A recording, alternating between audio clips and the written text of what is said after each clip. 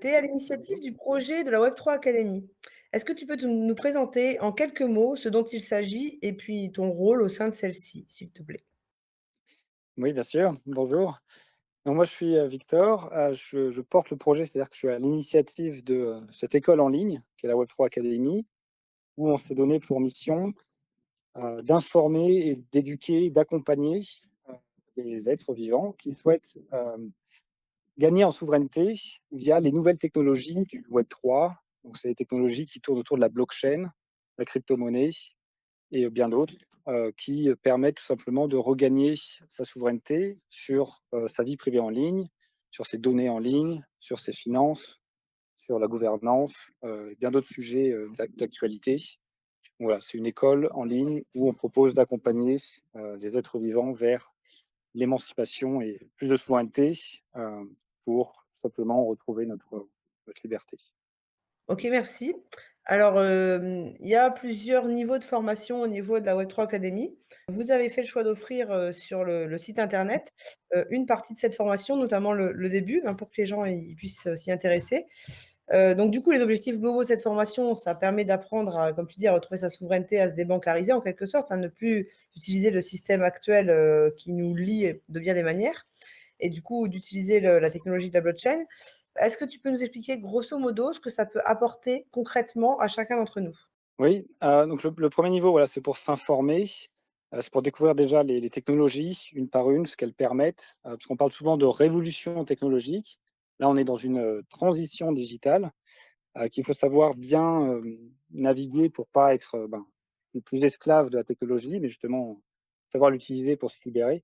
Donc concrètement, dans la vie de tous les jours, ça nous permettrait, de contrôler plus nos finances, d'avoir un vrai contrôle sur nos finances, qu'on en soit totalement souverain et qu'on ne le confie pas à des intermédiaires qui, en général, n'utilisent pas les finances à très bon escient.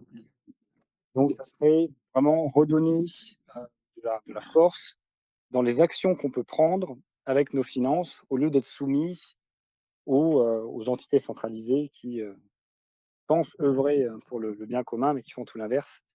Donc concrètement, on peut, en toute transparence, utiliser ces fonds à tout moment. C'est-à-dire qu'on n'a pas besoin de demander l'autorisation à un conseiller bancaire ou un intermédiaire pour avoir accès à ces fonds et en faire ce qu'on veut. On peut échanger en pair à pair, donc en circuit court, de particulier à particulier. Encore une fois, sans intermédiaire qui voudrait, taxer l'échange, par exemple, ou imposer, quelque chose entre les deux, des conditions qui ne correspondraient pas, aux 2 parties. Donc ça permet vraiment d'être souverain sur, alors encore une fois, c'est les finances, on peut, sortir des banques, se débancariser, avoir des portefeuilles numériques où on est les seuls possesseurs de du code d'accès. Il y a personne d'autre qui peut accéder à nos finances et en termes de data aussi, de vie privée en ligne, pour tous ceux qui utilisent des réseaux sociaux ou qui sont actifs sur internet, vous savez bien que, la plupart des plateformes, des GAFAM, par exemple, ont fait de nous des produits et ils revendent derrière nos données, pour, des choses commerciales, pour essayer de nous vendre des choses dont consumérisme dont on n'a pas vraiment besoin.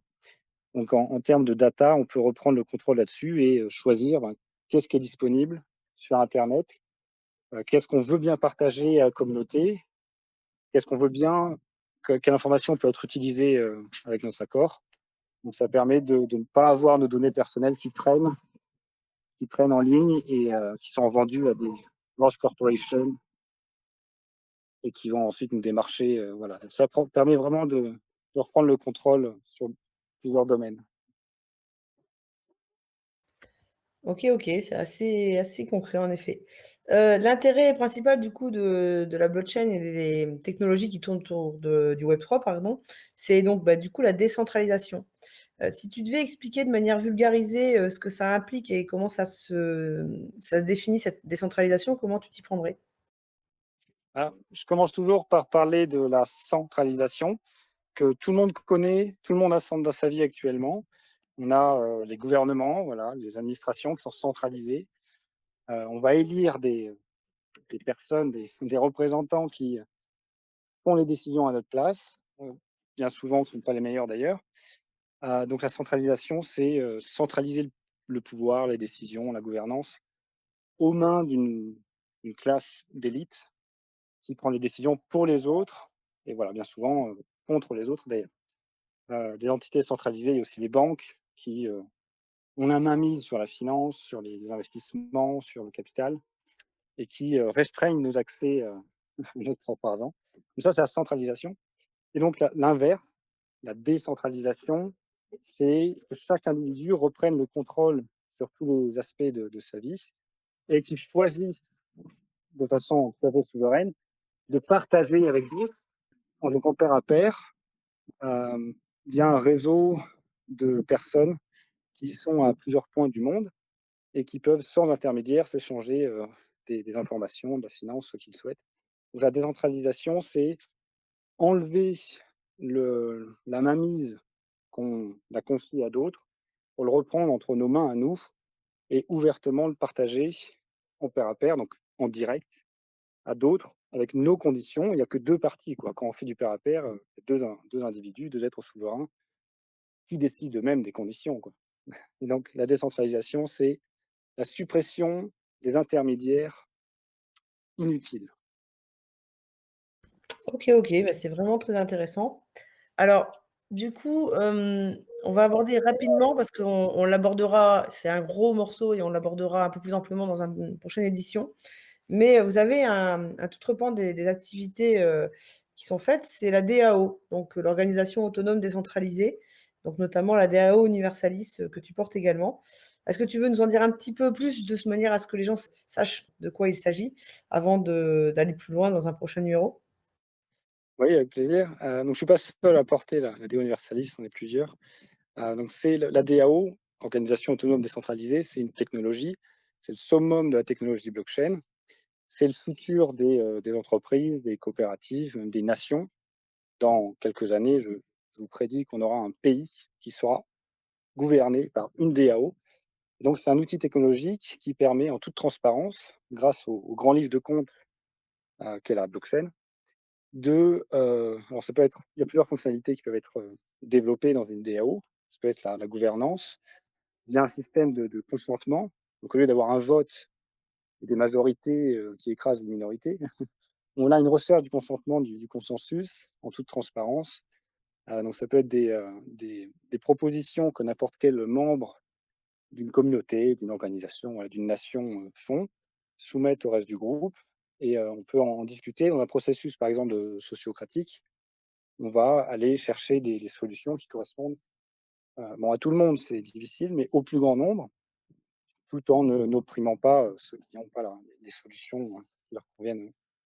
Donc une DAO, ça permet aussi d'avoir un fonds commun, ça peut être une trésorerie commune, les impôts par exemple, au lieu que ce soit un gouvernement centralisé qui gère les impôts et qui envoie tout dans un pays en guerre, on pourrait tous, citoyens d'une nation, décider collectivement et voir les transactions qui sont faites en toute transparence, voir dans quel domaine on envoie les fonds, donc santé, retraite, voilà, ça peut être développement, éducation. On peut vraiment tout gérer grâce à une DAO et ça permet, donc en plus de la transparence pour la blockchain, ça permet d'automatiser énormément de processus, comme par exemple dans l'administration.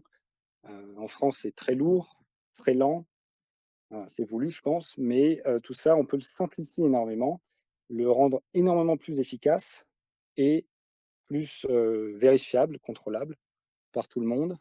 Donc, une DAO, ça peut aussi être l'écriture d'une nouvelle constitution où chaque membre pourrait décider d'intégrer un projet qui est une DAO pour changer un peu les règles du jeu, on pourrait dire, qui sont totalement biaisées dans notre société actuelle. Donc voilà, donc la DAO, c'est une technologie qui permettrait d'avoir des projets locaux, des projets artisanaux qui travaillent les uns avec les autres et où on peut s'échanger de la valeur directement sans passer par des intermédiaires, sans passer par l'intermédiaire argent, par exemple.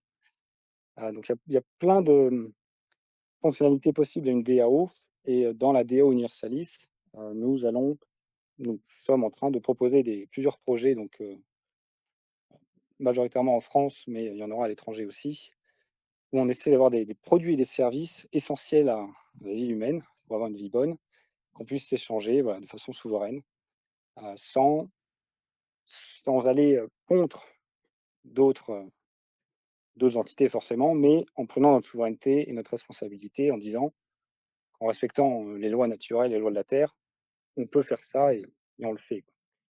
Hem, donc voilà un peu ce qu'on planifie dans la DAO Universalis. Bah, très intéressant. Hâte de faire, l'article en rapport avec ça pour, pouvoir le développer davantage. Du coup, est-ce que, avec toutes ces précisions-là, est-ce que tu aurais un petit message à faire passer à ceux qui nous écoutent ou qui nous lisent par la suite?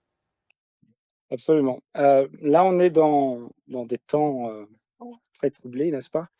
Et c'est très important de s'informer, au grand minimum de s'informer, de se former, si vous avez, un peu de temps, quelques heures semaine et surtout d'agir. Alors quand on parle du Web3, c'est un ensemble de technologies où la décentralisation, c'est même un principe, une philosophie et si vous ne vous intéressez pas à tout ça, bah, vous allez vous enfermer de plus en plus, vers le plan des entités centralisées et ça sera évidemment pas à votre avantage. Donc s'il y a vraiment un moment de votre vie où vous devez, agir vers, votre souveraineté, c'est aujourd'hui. Donc il faut absolument comprendre cette révolution technologique en cours et en être un alors si vous n'êtes pas un acteur, même si c'est le mieux, au moins de ne pas en être une victime. Parce que ces technologies, comme toutes les technologies, comme tous les outils, avec la bonne intention, on peut faire des choses merveilleuses. Avec la mauvaise intention, et il y a des personnes qui ont des mauvaises intentions avec ces technologies, peut faire des choses vraiment affreuses. Donc je vous invite vraiment à ne pas être victime, mais être un acteur de tout ça. Donc à rejoindre, la Web3 Academy, à vous former, devenir acteur de tout ça. Ah bah, si avec ça, on n'a pas de quoi aller voir, donc on va remettre tous les liens, on mettra tous les liens qui ont rapport avec la Web3 Academy et tout ce qui est proposé et puis, bah, ça permettra d'aider un petit peu les gens à s'en sortir parce que c'est vrai qu'il y a beaucoup de flou pour, beaucoup de gens. C'est des technologies qui vont très vite et c'est pas toujours facile de s'y retrouver quand on n'y connaît rien, c'est le cas de le dire. Donc, l'avantage de la Web3, c'est qu'elle peut aider à faire augmenter les connaissances et on invite chacun à y aller. Bah, écoute, Voilà. en tout cas, merci beaucoup Victor pour toutes ces précisions et Merci à puis toi. il ne s'agit enfin, il n'y a plus qu'à certains à tout le monde de prendre en main leur destin et de reprendre leur souveraineté en main. Donc, au boulot tout le monde. Exactement. Merci Céline.